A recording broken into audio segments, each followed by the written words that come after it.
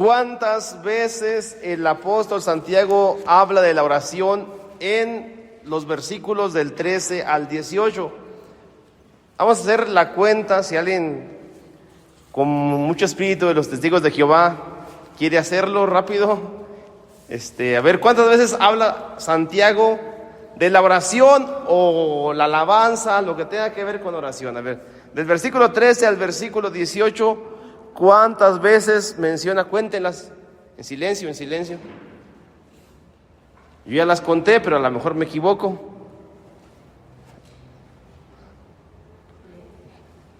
Del 13 al 18, ¿cuántas veces habla de la oración? Ya que diga oración o usa el verbo orar, que lo use en presente, en pasado, en futuro, o que hable de alabanza. Cuéntenle bien. Les quedan 10 segundos. Saquen su espíritu de testigos de Jehová. A ver, 4 veces usted, híjole, no se lleva el premio. 7 veces. Cuéntele bien, cuéntele bien. Del 13 al 18. ¿Qué pasó con, le voy a decir a la madre de Coco que lo repruebe en Biblia? Del 13 al 18. A ver, ya usted se acercó un poquito más, pero ni modo, me quedo con el regalo, pues yo les iba a dar un regalo, pero pues 5 segundos.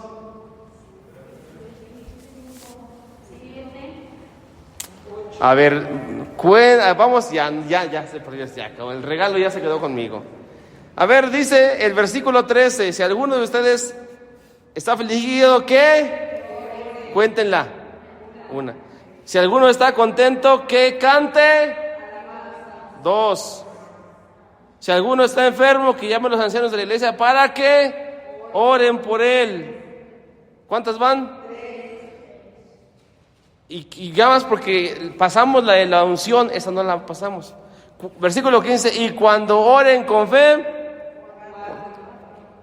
y el Señor lo levantará, y si ha cometido pecado, les ha perdonado.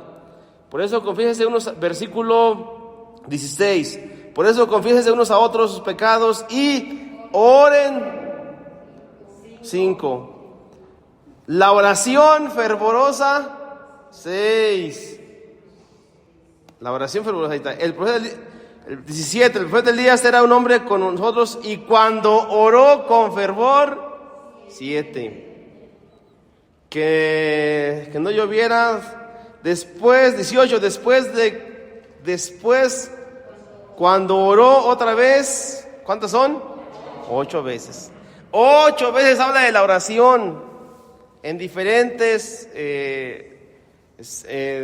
tonalidades, pero esto es un mensaje muy fuerte para los católicos, para los que hoy venimos a la misa. En este caso, yo en primer lugar y ustedes estamos aquí en la Eucaristía. Aparte de que aquí habla del sacramento de la unción de enfermos, que aquí está el sacramento de la unción de enfermos, es el único texto, bueno, con otros del Evangelio de San Marcos, que hablan de este sacramento. Pero la llamada fuerte es a la oración, es una llamada muy fuerte a la oración, y en términos nuestros sería a una fuerte espiritualidad, porque para nosotros la espiritualidad es este mundo de lo espiritual a lo que estamos llamados nosotros. De modo que la espiritualidad es toda nuestra vida enfocada al contacto con Él, con lo espiritual, pues. Y diríamos en una palabra muy del Espíritu Santo. Porque miren, es el Espíritu Santo el que lleva adelante toda la obra de la iglesia. La obra de la iglesia después de Pentecostés la lleva el Espíritu. Entonces todo lo que hacemos que tiene que ver con Él es obra del Espíritu. Y por eso yo hago énfasis en que el Señor nos llama a una fuerte espiritualidad. Y nuestra oración es una expresión nuestra de que sí queremos estar con Él, queremos estar en sintonía. Bueno, esa es la primera invitación a orar. Y aquí nos pone pues de ejemplo a Elías, que cuando hubo una sequía, Elías rezó y llovió. Bueno, ese es el ejemplo que nos pone Santiago. Aquí podríamos hacer muchas aplicaciones. La sequía puede significar aridez espiritual, que tiene que ver con cuando ya uno ya se ha cansado pues del servicio, del grupo, hasta de la familia. La aridez espiritual tiene que ver con esto. Y bueno, aquí Elías es como el modelo. Entonces la primera invitación que les hago, hermanos y hermanas, es a una fuerte espiritualidad, enraizada, hermanos, en la adoración eucarística, en la Eucaristía, en los sacramentos. Porque yo creo, y eso es mi opinión muy personal, creo que de una fuerte espiritualidad viene ¿cómo le llaman? Que uno fluya en la vida. Es decir, que uno fluya, que aprendemos a llevárnosla bien. Dicen por ahí, deja que fluyan las cosas.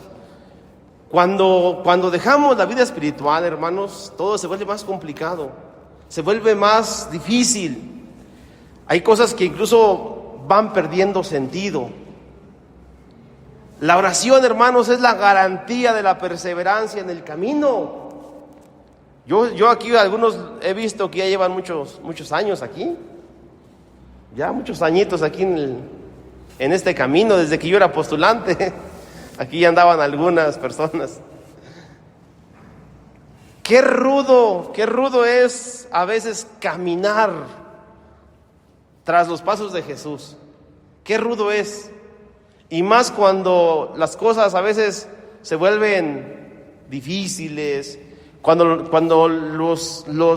las relaciones humanas se vuelven complicadas. Porque el Señor no nos llamó a estar aquí en un lugar de puros angelitos. Nos ha puesto el Señor en un lugar de gentes de carne y hueso, con un carácter, con cada quien con su personalidad. Y aquí estamos llamados a perseverar. Como dice la frase por ahí que muy conocida, que tenemos que dar frutos donde el Señor nos plantó. Y si nos ha plantado aquí, pues ¿para dónde nos hacemos? Yo a veces le digo a los hermanos que uno como quiera, los sacerdotes la tenemos fácil a veces, porque aquí estamos un año y después me cambian de comunidad. Y aquí duro 2 años, 3 años, ya me cambiaron. Pero ustedes, ¿cómo le van a hacer con su familia? ¿Cómo le hacen pues? A ver, cámbiame de esposo, ¿no? Cámbiame de familia, a ver. No se puede, ¿verdad? No la podemos cambiar, como diría Chabelo, no la podemos catafixiar. No sería bueno. Vamos a catafixiar la familia. Y no, ahí, hermanos, considero, regresando a la propuesta, es la oración la garantía de la perseverancia, tanto en la iglesia como familia espiritual, tanto en su familia como grupo, como la iglesia doméstica, decía el Papa. Así que yo les invito a eso. Sé que también orar pasa por sus momentos de crisis.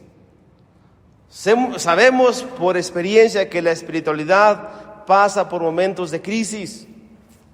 Pero bueno, aquí está Elías como maestro de oración en los momentos de crisis. Ahora, ya para cerrar con broche de oro, nosotros, primero los consagrados, las monjitas y los monjes, pero no nada más nosotros, ustedes también tienen una responsabilidad muy grande en la iglesia y en su familia y en el mundo, porque ustedes están más directamente en contacto con muchas personas y quieran que no, a uno se la perdonan poquito, ¿no? Pues es el Padre, ¿no? Pero con ustedes a veces la gente es más cruel, ¿sí o no?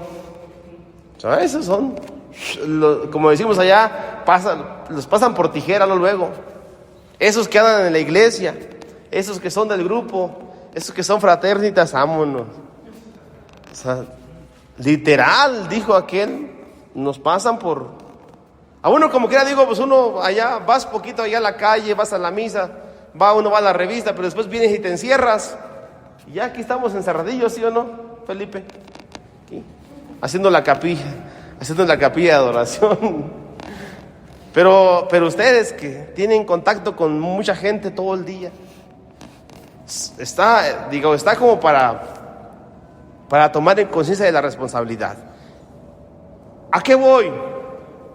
Que para nosotros la oración tiene que ser esta fuerza, esta energía, perdón por la expresión, como esta energía, como cuando uno recarga el celular. Se acabó la carga, ponlo a cargar toda la noche, órale, para que se eche a perder la pila. Eso tiene que ser la espiritualidad para nosotros. ¿Por qué? Porque, repito, no nos perdonan a veces, no nos tienen a veces compasión. O sea, nos exigen un testimonio de alto nivel, como de calibre 50. Y para eso necesitamos, pues, tener mucha conciencia. Y yo en el Evangelio hoy, miren, versículo 13. Vamos al Evangelio, San Marcos 10:13. Lo que no debe hacer un misionero, ni una misionera, ni un ser, ni nada. Dice, llevaron a unos niños a Jesús. ¿Quién los llevó? No sabemos. Seguramente eran los papás de los niños. Pero bueno, alguien los llevó. Llevaron unos niños a Jesús para que los tocara. Pues Jesús ya tenía su fama, ya tenía su prestigio. Entonces, seguramente era una mamá, de esas mamás que muy católica ella, y quería que Jesús tocara a su niño. Ay, para que me lo bendiga. Como, bendígamelo, padre. Dígame, niño, padre. Yo les digo, ¿está bautizado? Dice la gente, échale agua bendita. ¿Ya está bautizado? No, entonces no le puedo echar agua bendita, porque es para los bautizados el agua bendita, ¿sí sabían? Un niño que no está bautizado no se le puede echar agua bendita, porque es agua bendita para los bautizados. Nota litúrgica. Bueno, le trajeron a los chiquillos, y los discípulos, ellos muy propios, ellos muy guardaespaldas de Jesús, dice, comenzaron a reprender a quienes los llevaron, no a los niños, a las mamás, pues. Empezaron a reprender a quienes les llevaron. No, Jesús lo vio y se enchiló. Jesús, ya viene la frase, dejen que los niños vengan a mí. Aquí el punto de reflexión es de los discípulos.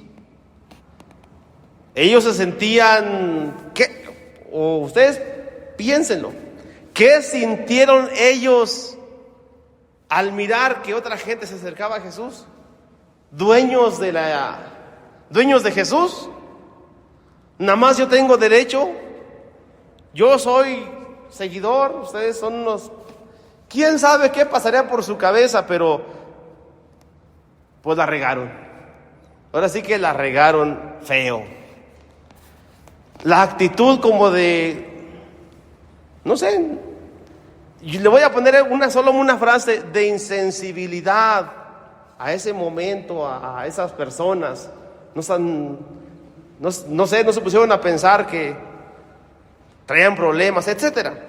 Como cierta insensibilidad, dureza, cerrazón. A lo mejor le estoy exagerando, pero ese es un peligro para nosotros los curas primero, y después para los postulantes, y después para todos nosotros.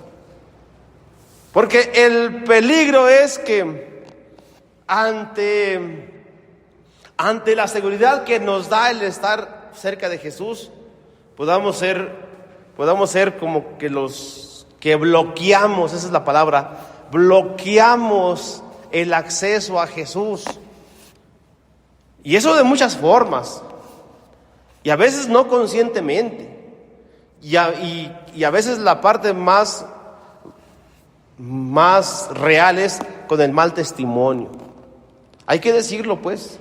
Y por eso hablo desde el cura primero. Y ustedes saben que hay sacerdotes que bloqueamos el acceso a Jesús con el mal testimonio, con las actitudes. Pero no nomás nosotros. Gracias a Dios, eso me consuela, que no nomás nosotros, que todos podemos, bueno, no. Dice en mi rancho, en donde quiera se cuecen habas, ¿no? Hermanos, estamos llamados a permitir el acceso a Jesús. De hecho, eso es el carisma, hermanos. El carisma de los misioneros es hacer que otros se acerquen a Dios, hacer que los pequeños, los niños, los grandes, en una palabra simbólica, los pequeños, ¿quiénes son los pequeños? Pues los que no tienen acceso a la gracia. Y ahí nosotros somos responsables de muchas formas de permitir el acceso a Jesús. Los que son aquí veo que hay una catequista. ¿Quién más es catequista? ¿Nada más usted? ¿O ya se rajó? Todavía es catequista. Pero bueno, aquí veo que muchos predican y bueno, están en el grupo. Pues esa es nuestra responsabilidad, permitir el acceso y hacer que otra gente se acerque a Jesús. Así que la pregunta es doble. ¿Cuántas veces hemos bloqueado el acceso a Jesús de mucha gente? Pensemos. Y la otra es, ¿qué tan convencidos estamos de que nosotros podemos permitir el acceso a Jesús? Por nuestra predicación, por nuestro testimonio, incluso por nuestra oración. Cuando oramos por las personas, creemos en que el Señor llega con su gracia a mucha gente. Así que, hermanos, esa es ya para cerrar. De modo que entonces una fuerte vida espiritual es la que nos va a salvar de no bloquear, y también la que nos va a ayudar a hacer buenos testimonios y a hacer accesible a otros a Jesús. Pues ojalá, y hermanos, que nos sintamos responsables del trabajo misionero, que yo a veces les echo carrilla, no solamente es de nosotros, y tampoco el buen testimonio solamente nos corresponde a nosotros. Porque luego muchas personas dicen a las madres y a los padres los quieren tener aquí, hasta aquí. Y pues a veces nomás damos hasta aquí, ¿verdad? Pero ¿por qué no ponemos la vara alta para todos?